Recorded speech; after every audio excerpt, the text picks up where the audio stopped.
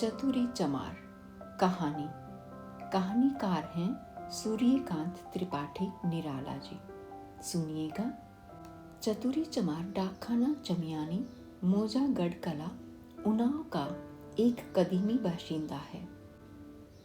मेरे नहीं, मेरे पिताजी के, बल्कि उनके पूर्वजों के भी मकान के पिछवाड़े कुछ फासले पर, जहां से होकर कई और मकानों के नीचे और ऊपर वाले पनालों का बरसात और दिन रात का शुद्ध अशुद्ध जल बहता है, ढाल से कुछ ऊंचे एक बगल चतुरी चमार का पुश्तैनी मकान है।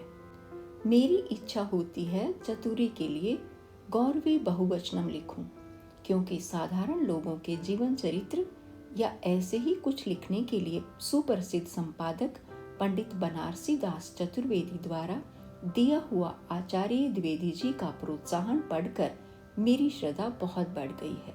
पर एक अड़चन है। गांव के रिश्ते में चतुरी मेरा भतीजा लगता है। दूसरों के लिए वह श्रद्धेय अवश्य है, क्योंकि अपने उपअनाह साहित्य में आजकल के अधिकांश साहित्यिकों की तरह अपरिवर्तनवादी है। वैसे ही देहात में दूर दूर तक उसकी मजबूत जूतों की तारीफ है। पासी हफ्ते में 3 दिन हिरन, चौगड़े और बेनेले सुअर खदेड़ कर फांसते हैं। किसान अरहर की ठूठियों पर ढोर भगाते हुए दौड़ाते हैं। कटीली झाड़ियों को दबाकर चले जाते हैं। छोकड़े बेल, बबूल, करील और बेर के कांटों से भरे रुंधवाए बागों से सरपट भागते हैं। लोग जेंगरे पर मड़नी करते हैं। द्वारिका नाई न्योता बांटता हुआ 2 साल में 2000 कोस से ज्यादा चलता है। चतुरी के जूते अपरिवर्तनवाद के चुस्त रूपक जैसे टस से मस नहीं होते। ये जरूर है कि चतुरी के जूते जिला बांधा के जूतों से वजन में हल्के बैठते हैं। संभव है चित्रकूट के इर्द गिर्द होने के कारण वहां के चर्मकार भाइयों पर राम जी की तपस्या का प्रभाव पड़ा हो, इसलिए उनका साहित्य ज्यादा ठोस हुआ। चतुरी वगैरह लखनऊ के नजदीक होने के कारण नवाबों के साए में आए हों। उन दिनों मैं गांव में रहता था। घर बगल में होने के कारण बैठे हुए ही मालूम कर लिया कि चतुरी चतुर्वेदी आदिकों से संत साहित्य का अधिक मर्मज्ञ है। केवल चिट्ठी लिखने का ज्ञान न होने के कारण एक क्रिय होकर भी भिन्न फल है। वे पत्र और पुस्तकों के संपादक हैं, यह जूतों का। एक रोज मैंने चतुरी आदि के लिए चरस मंगवाकर अपने ही दरवाजे बैठक लगवाई। चतुरी उम्र में मेरे चाचा जी से कुछ छोटा होगा। कई घरों के लड़के बच्चे समेत चरस रसिक रघुपति पद ने हुलोद आदि के सहयोग से मजीरेदार डफलियां लेकर वह रात 8 बजे आकर डट गया। कबीरदास, सूरदास, तुलसीदास, पलटूदास आदि ज्ञात अज्ञात अनेकों अनेक संतों के भजन होने लगे। पहले मैं निर्गुण शब्द का केवल अर्थ लिया करता था। लोगों को निर्गुण पद है कहकर संगीत की प्रशंसा करते हुए सुनकर हंसता था। अब गंभीर हो जाया करता हूँ। जैसे उम्र की बाढ़ के साथ अक्ल बढ़ती है। मैं मचिया पर बैठकर भजन सुनने लगा। चतुरी आचार्य कंठ से लोगों को भूले पदों की याद दिला दिया करता। मुझे मालूम हुआ चतुरी कबीर पदावली का विशेषज्ञ है। मुझसे उसने कहा, काका, ये निर्गुण पद बड़े बड़े विद्वान नहीं समझते। फिर शायद मुझे भी उन्हीं विद्वानों की कोटि में शुमार कर बोला, इस पद का मतलब? मैंने उतरे गले से बात काटकर उबड़ते हुए कहा, चतुरी, आज गा लो, कल सुबह आकर मतलब समझाना। मतलब से गाने की तलब चली जाएगी। चतुरी खखार कर गंभीर हो गया। फिर उसी तरह डिक्टेट करता रहा। बीच बीच में ओजस्विता लाने के लिए चरस की पुट चलती रही। गाने में मुझे बड़ा आनंद आया। ताल पर तालियां देकर मैंने भी सहयोग किया। वे लोग ऊंचे दर्जे के उन गीतों का मतलब समझते थे। उनकी नीचता पर यह एक आश्चर्य मेरे साथ रहा। बहुत से गाने आलंकारिक थे, वे उनका भी मतलब समझते थे। रात तक मैं बैठा रहा। मुझे मालूम न था कि भक्त कराने के अर्थ रात भर गंवाने के हैं। तब तक आधी चरस भी खत्म ना हुई थी, नींद ने जोर मारा। मैंने चतुरी से चलने की आज्ञा मांगी। चरस की ओर देखते हुए उसने कहा, काका, फिर कैसे काम बनेगा? मैंने कहा, चतुरी, तुम्हारी काकी तो भगवान के यहाँ चली गई। जानते ही हो, भोजन अपने हाथ पकाना पड़ता है, कोई दूसरा मदद के लिए है नहीं। जरा आराम ना करेंगे तो कल उठ ना पाएंगे। चतुरी नाराज होकर बोला, तुम ब्याह करते ही नहीं, नहीं तो तेरा काकी आ जाए। हाँ, वैसे तो। मैंने कहा, चतुरी, भगवान की इच्छा। दुखी हृदय से सहानुभूति दिखलाते हुए चतुरी ने कहा, काकी बहुत पढ़ी लिखी थी, मैंने हसारे को कई चिट्ठियां उनसे लिखवाई हैं। फिर चलती हुई चिलम में दम लगाकर धुआं पीकर सिर नीचे की ओर जोर से दबाकर नाक से धुआं निकालकर बैठे गले से बोला, काकी रोटी भी करती थी, बर्तन भी मलती थी और रामायण भी पढ़ती थी। बड़ा अच्छा गाती थी काका, तुम वैसा नहीं गाते। बड़ऊ बाबा मेरे चाचा दरवाजे बैठते थे, भीतर काकी रामायण पढ़ती थी, गजलें और न जाने क्या क्या टिलाना गाती थी। क्यों काका? मैंने कहा, तुम लोग चतुरी गाओ, मैं दरवाजे बंद करके सुनता हूँ। जगने तक भक्त होती रही, फिर कब बंद हुई मालूम नहीं। जब आंख खुली तब काफी दिन चढ़ आया था। मुंह धोकर दरवाजा खोला, चतुरी बैठा एक टक दरवाजे की ओर देख रहा था। कबीर पदावली का अर्थ उससे किसी ने नहीं सुना। मैंने सुबह सुनने के लिए कहा था, वह आया हुआ है। मैंने कहा, क्यों चतुरी, रात सोए नहीं? चतुरी सहज गंभीर मुद्रा से बोला, सोकर जगे तो बड़ी देर हुई, बुलाने की वजह से आया हुआ हूँ। जिनमें शक्ति होती है, अवैतनिक शिक्षक वही हो सकते हैं। मैंने कहा, मैं तैयार हूँ, पहले तुम कबीर साहब की कोई उलटबासी को सीधा करो। कौन सुनाऊं? चतुरी ने कहा, एक से एक बढ़कर हैं। मैं कबीर पंथी हूं ना काका, जहां गिरह लगती है साहब आप खोल देते हैं। मैंने कहा, तुम पहुंचे हुए हो, ये मुझे कल ही मालूम हो गया था। चतुरी आंख मूंदकर शायद साहब का ध्यान करने लगा, फिर सस्वर एक पद गुनगुनाकर गाने लगा, फिर एक एक कड़ी गाकर अर्थ समझाने लगा। उसके अर्थ में अनर्थ पैदा करना आनंद खोना था। जब वह भाष्य पूरा कर चुका, जिस तरह के भाष्य से हिंदी वालों पर कल्याण के निरामिष लेखों का प्रभाव पड़ सकता है, मैंने कहा, चतुरी, तुम पढ़े लिखे होते तो 500 की जगह पाते। खुश होकर चतुरी बोला, काका, कहो तो अर्जुनवा, चतुरी का एक 17 साल का लड़का, को पढ़ाने के लिए भेज दिया करो तुम्हारे पास। पढ़ जाएगा, तुम्हारी विद्या ले लेगा, मैं भी अपनी दे दूंगा। तो कहो भगवान की इच्छा हो जाए तो कुछ हो जाए। मैंने कहा, भेज दिया करो, दिया घर से लेकर आया करे। हमारे पास एक ही लालटेन है, बहुत नजदीक खींचेगा तो गांव वाले चौंकेंगे, आगे देखा जाएगा। लेकिन गुरु दक्षिणा हम रोज लेंगे, घबराओ मत। सिर्फ बाजार से हमारे लिए गोश्त ले आना होगा और महीने में 2 दिन चक्की से आटा पिसवा लाना होगा। इसकी मेहनत हम देंगे, बाजार तुम जाते ही हो। चतुरी को इस सहयोग से बड़ी खुशी हुई। एक प्रसंग पर आने के विचार से मैंने कहा, चतुरी, तुम्हारे जूते की बड़ी तारीफ है। खुश होकर चतुरी बोला, हाँ काका, 2 साल चलता है। उसमें एक दर्द भी दबा था।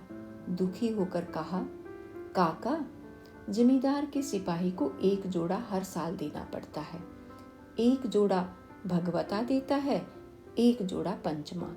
जब मेरा ही जोड़ा मजे में 2 साल चलता है, तब ज्यादा लेकर कोई चमड़े की बर्बादी क्यों करे?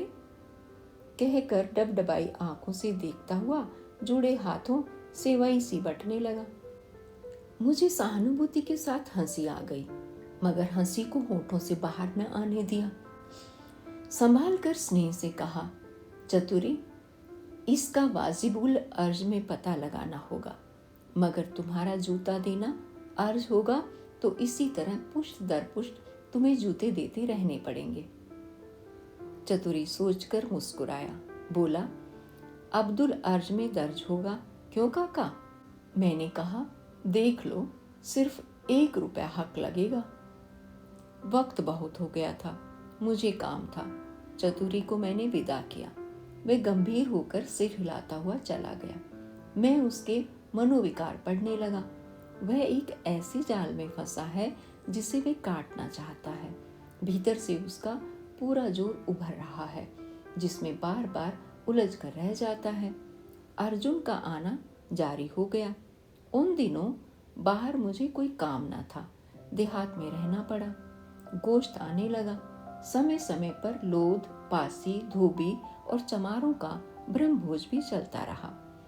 घृत पक मसालेदार मांस की खुशबू से जिसकी भी लार टपकी, आप ही निमंत्रित होने को पूछा।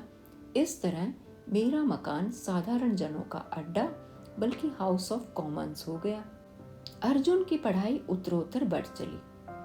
पहले पहले जब दादा, मामा, काका, दीदी, नानी उसने सीखा तो हर्ष में उसकी माँ बाप सम्राट पद पाए हुए को छाप कर छलके।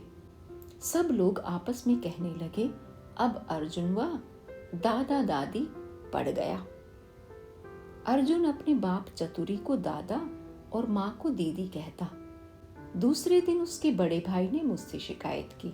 कहा, बाबा, अर्जुन व और तो सब लिख पढ़ लेता है, पर भैया नहीं लिखता। मैंने समझाया कि किताब में दादी दादा से भैया की इज्जत बहुत ज्यादा है। भैया तक पहुंचने में उसे 2 महीने की देर होगी। धीरे धीरे आम पकने के दिन आए। अर्जुन अब दूसरी किताब समाप्त कर अपने खानदान में विशेष प्रतिष्ठित हो चला। कुछ नाजुक मिजाज भी हो गया। मोटा काम न होता था। आम खिलाने के विचार से मैं अपने चिरंजीव को लेवा लाने के लिए ससुराल चला गया। तब उसकी उम्र 9-10 साल की होगी। सोहेम या चरम रूम में पड़ता था। मेरे यहाँ उसके मनोरंजन की चीज ना थी। कोई स्त्री भी ना थी जिसके प्यार से वह बहला रहता। पर 2-4 दिन के बाद मैंने देखा कि वह उबा नहीं, अर्जुन से उसकी गहरी दोस्ती हो गई है। मैं अर्जुन के बाप के जैसा, वह भी अर्जुन का काका लगता था। यद्यपि उम्र में उससे 1.25 पट था, फिर भी पद और पढ़ाई में मेरे चिरंजीव बड़े थे। फिर ये ब्राह्मण के लड़के भी थे। अर्जुन को नई और इतनी बड़ी उम्र में उतने छोटे से काका को श्रद्धा देते हुए प्रकृति के विरुद्ध दबना पड़ता था। इसका असर अर्जुन के स्वास्थ्य पर 3-4 दिन में ही प्रत्यक्ष हो चला। तब मुझे कुछ मालूम न था। अर्जुन शिकायत न करता था। मैं देखता था, जब मैं डाकखाना या बाहर गांव से लौटता हूँ, मेरे चिरंजीव अर्जुन के यहाँ होते हैं या घर ही पर उसे घेर कर पढ़ाते रहते हैं।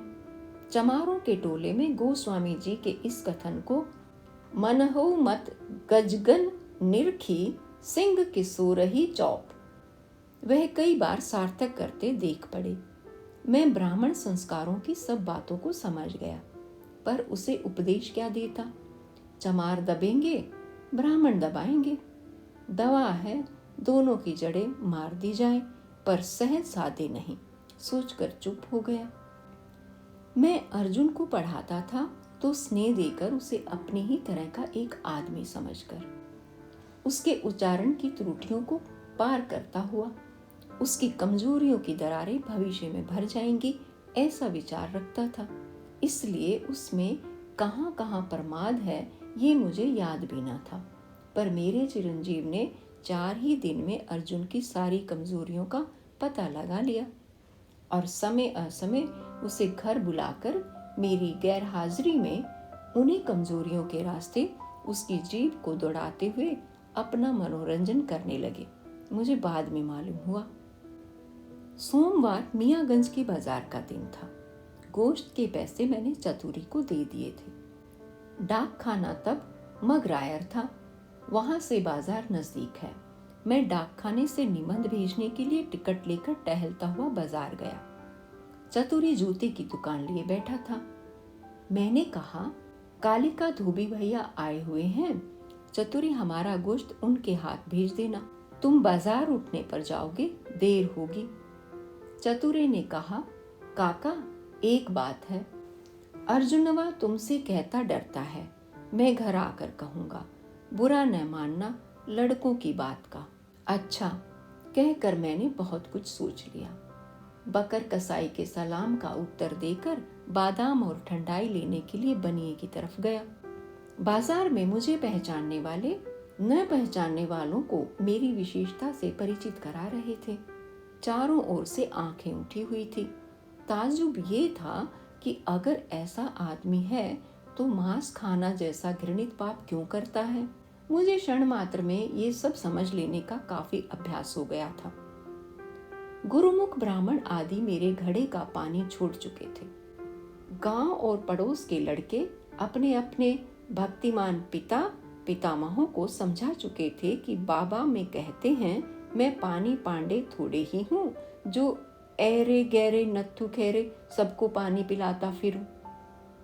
इससे लोग नाराज हो गए थे। साहित्य की तरह समाज में भी दूर दूर तक मेरी तारीफ फैल चुकी थी। विशेष रूप से जब एक दिन विलायत की रोटी पार्टी की तारीफ करने वाले एक देहाती स्वामी जी को मैंने कबाब खाकर काबुल में प्रचार करने वाले रामचंद्र जी के वक्त के एक ऋषि की कथा सुनाई और मुझसे सुनकर वहीं गांव के ब्राह्मणों के सामने बीड़ी पीने के लिए प्रचार करके भी मुझे नीचा नहीं दिखा सके। उन दिनों भाग्यवश मिले हुए अपने आवारा गर्द नौकर से बीड़ी लेकर सबके सामने दिया सलाई लगाकर मैंने समझा दिया कि तुम्हारा इस झूठे धुएं से बढ़कर मेरे पास दूसरा महत्व नहीं। मैं इन आश्चर्य की आंखों के भीतर बादाम और ठंडाई लेकर जरा रीढ़ सीधी करने को हुआ कि एक बूढ़े पंडित जी एक देहाती भाई के साथ मेरी ओर बढ़ते नजर आए। मैंने सोचा शायद कुछ उपदेश होगा। पंडित जी सारी शिकायत पीकर मधुमुख हो अपने प्रदर्शक से बोले, आप ही हैं? उसने कहा, हाँ यही हैं। पंडित जी देखकर गदगद हो गए। बोड़ी उठाकर बोले, ओहो आप धन्य हैं। मैंने मन में कहा, नहीं मैं धन्य हूँ, मजाक करता है खुसट। पर गौर से उनका पगड़ और खोर देखकर कहा, प्रणाम करता हूँ पंडित जी। पंडित जी मारे प्रेम के संज्ञा खो बैठे। मेरा प्रणाम मामूली प्रणाम नहीं, बड़े भाग्य से मिलता है। मैं खड़ा पंडित जी को देखता रहा। पंडित जी ने अपने देहाती साथी से कहा, आप बे में सब पास हैं? उनका साथी अत्यंत गंभीर होकर बोला, हाँ जिला में दूसरा नहीं है। होठ काटकर मैंने कहा, पंडित जी रास्ते में 2 नाले और 1 नदी पड़ती है। भेड़िए लागन है, डंडा नहीं लाया, आज्ञा हो तो चलो, शाम हो रही है। पंडित जी स्नेह से देखने लगे। जो शिकायत उन्होंने सुनी थी आंखों में उस पर संदेह था। दृष्टि कह रही थी, ये वैसा नहीं, जरूर गोश्त ना खाता होगा, बीड़ी ना पी होगी, लोग पाजी हैं। प्रणाम करके आशीर्वाद लेकर मैंने घर का रास्ता पकड़ा। दरवाजे पर आकर रुक गया। भीतर बातचीत चल रही थी। प्रकाश कुछ कुछ था, सूर्य डूब रहा था। मेरे पुत्र की आवाज आई, बोल रे बोल। इस वीर रस का अर्थ मैं समझ गया। अर्जुन बोलता हुआ हार चुका था, पर चिरंजीव को रस मिलने के कारण बुलाते हुए हार न हुई थी। चूंकि बार बार बोलना पड़ता था, इसलिए अर्जुन बोलने से ऊब कर चुप था। डांट कर पूछा गया तो सिर्फ कहा, क्या? वही गुण बोल। अर्जुन ने कहा, गुड़। बच्चे के अट्टहास से घर गूंज उठा। भर पेट हंसकर स्थिर होकर फिर उसने आज्ञा की, बोल गणेश। रोनी आवाज में अर्जुन ने कहा, गणेश। खिलखिलाकर हंसकर चिरंजीव ने डांट कर कहा, गडास गडास करता है, साफ नहीं कहना आता। क्यों रे, रोज दातून करता है? अर्जुन अप्रतिभित होकर दबी आवाज में एक छोटी सी हूं करके सिर झुकाकर रह गया। मैं दरवाजा धीरे से ढकेलकर भीतर खंबे की आड़ से देख रहा था। मेरे चिरंजीव उसे उसी तरह देख रहे थे जैसे गोरे कालों को देखते हैं। जरा देर चुप रहकर फिर आज्ञा की, बोल वरण। अर्जुन की जान आ पड़ी। मुझे हंसी भी आई, गुस्सा भी लगा। निश्चय हुआ अब अर्जुन से विद्या का धनुष नहीं उठने का। अर्जुन वर्ण के उच्चारण में विवर्ण हो रहा था। तरह तरह से मुंह बनाने का आनंद लेकर चिरंजीव ने फिर डांटा, बोलता है या लगाऊं झापड़? नहा लूंगा, गर्मी तो है। मैंने सोचा अब प्रकट होना चाहिए। मुझे देखकर अर्जुन खड़ा हो गया और आंखें मल मल कर रोने लगा। मैंने पुत्र रत्न से कहा, कान पकड़कर उठो बैठो 10 दफे। उसने नजर बदलकर कहा, मेरा कसूर कुछ नहीं और मैं यूं ही कान पकड़कर उठूं बैठूं? मैंने कहा, तुम इससे गुस्ताखी कर रहे थे। उसने कहा, तो आपने भी की होगी, इससे गुण कहला दीजिए। आपने पढ़ाया तो है, इसकी किताब में लिखा है। मैंने कहा, तुम हंसते क्यों थे? उसने कहा, क्या मैं जानबूझकर हंसता था? मैंने कहा, अब आज से तुम इससे बोल ना सकोगे। लड़के ने जवाब दिया, मुझे मामा के यहाँ छोड़ आइए। यहाँ डाल के आम खट्टे होते हैं, थोपी होती है, मुंह फदक जाता है, वहां पाल के आम आते हैं। चिरंजीव को नाई के साथ भेजकर मैंने अर्जुन और चतुरी को शांत बना दी। कुछ महीने और मुझे गांव में रहना पड़ा। अर्जुन कुछ पड़ गया। शहरों की हवा मैंने बहुत दिनों से ना खाई थी। कलकत्ता, बनारस, प्रयाग आदि का सफर करते हुए लखनऊ में डेरा डाला, स्वीकृत किताबें छपवाने के विचार से। कुछ काम लखनऊ में और मिल गया। अमीनाबाद होटल में एक कमरा लेकर निश्चिंत चित्त से साहित्य साधना करने लगा। इन दिनों देश में आंदोलन जोरों का चला, यही जो चतुरी आदिकों के कारण फिस हो गया है। होटल में रहकर देहात से आने वाले शहरी युवक मित्रों से सुना करता था, गढ़ा कोला में भी आंदोलन जोरों पर है। 600-700 तक का जो किसान लोग इस्तीफा देकर छूट चुके हैं, वह जमीन अभी तक नहीं उठी। किसान रोज इकट्ठा होकर झंडा गीत गाया करते हैं। साल भर बाद जब आंदोलन में प्रतिक्रिया हुई, जमींदारों ने दावा करना और रियाया को बिना किसी रियायत के दबाना शुरू किया, तब गांव के नेता मेरे पास मदद के लिए आए। बोले, गांव में चलकर लिखो, तुम रहोगे तो मार ना पड़ेगी, लोगों को हिम्मत रहेगी, अब सख्ती हो रही है। मैंने कहा, मैं कुछ पुलिस तो हूं नहीं जो तुम्हारी रक्षा करूंगा, फिर मार खाकर चुपचाप रहने वाला धैर्य मुझ में बहुत थोड़ा है। कहीं ऐसा ना हो कि शक्ति का दुरुपयोग हो। गांव के नेता ने कहा, तुम्हें कुछ करना तो है नहीं, बस बैठे रहना है। मैं गया। मेरे गांव की कांग्रेस ऐसी थी कि जिले के साथ उसका कोई ताल्लुक ना था। किसी खाते में वहां के लोगों के नाम दर्ज न थे, पर काम में पूर्वा डिवीजन में उससे आगे दूसरा गांव न था। मेरे जाने के बाद पता नहीं कितनी दरख्वास्तें तो जमींदार साहब ने इधर उधर लिखी। कच्चे रंगों से रंगा तिरंगा झंडा महावीर स्वामी के सामने एक बड़े बांस में गड़ा बारिश से धुलकर ध्वल हो रहा था। इन दिनों मुकदमेबाजी और तहकीकात जोरों से चल रही थी। कुछ किसानों पर 1 साल के हरी भूसे को 3 साल का बाकी बनाकर जमींदार साहब ने दावे दायर किए थे, जो अपनी शुद्धता के कारण जमींदार ऑनररी मजिस्ट्रेट के पास आकर किसानों की दृष्टि में और भयानक हो रहे थे। एक दिन दरख्वास्त के फलस्वरूप शायद दरोगा जी तहकीकात करने आए। मैं मगरायर डाक देखने जा रहा था। बाहर निकला तो लोगों ने कहा, दरोगा जी आए हैं, अभी रहो। आगे दरोगा जी भी मिल गए। जमींदार साहब ने मेरी तरफ दिखाकर अंग्रेजी में धीरे से कुछ कहा। तब मैं कुछ दूर था, सुना नहीं। गांव वाले समझे नहीं। दरोगा जी झंडे की तरफ जा रहे थे। जमींदार शायद उखड़वा देने के इरादे से लिए जा रहे थे। महावीर जी के अहाते में झंडा देखकर दरोगा जी कुछ सोचने लगे। बोले, ये तो मंदिर का झंडा है। देखा, उसमें कोई रंग ना दिख पड़ा। जमींदार साहब को गौर से देखते हुए लौटकर डेरे की तरफ चले। जमींदार साहब ने बहुत कुछ समझाया कि ये बारिश से धुलकर सफेद हो गया है, लेकिन है ये कांग्रेस का झंडा। पर दरोगा जी बुद्धिमान थे। महावीर जी के अहाते में सफेद झंडे को उखड़वाकर वीरता प्रदर्शित करने की आज्ञा न दी। गांव में कांग्रेस है, इसका पता न सब डिवीजन में लगा न जिले में। थानेदार साहब करें क्या? उन दिनों मुझे उनिंद्र रोग था, इसलिए सिर के बाल साफ थे। मैंने सोचा कि वेश का अभाव है तो भाषा तो प्रभावशाली करना चाहिए, नहीं तो थानेदार साहब पर अच्छी छाप ना पड़ेगी। वहां तो महावीर स्वामी की कृपा रही, यहाँ अपनी ही सरस्वती का सहारा है। मैं ठेठ देहाती हो रहा था। थानेदार साहब ने मुझसे पूछा, आप कांग्रेस में हैं? मैंने सोचा इस समय राष्ट्रभाषा से राजभाषा का बढ़कर महत्व होगा। कहा, मैं तो विश्व सभा का सदस्य हूँ।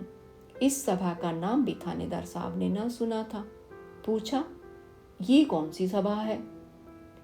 उनके जिज्ञासा भाव पर गंभीर होकर नोबेल पुरस्कार पाए हुए कुछ लोगों के नाम गिनाकर मैंने कहा, ये सब उसी सभा के सदस्य हैं। थानेदार साहब क्या समझे वही जाने।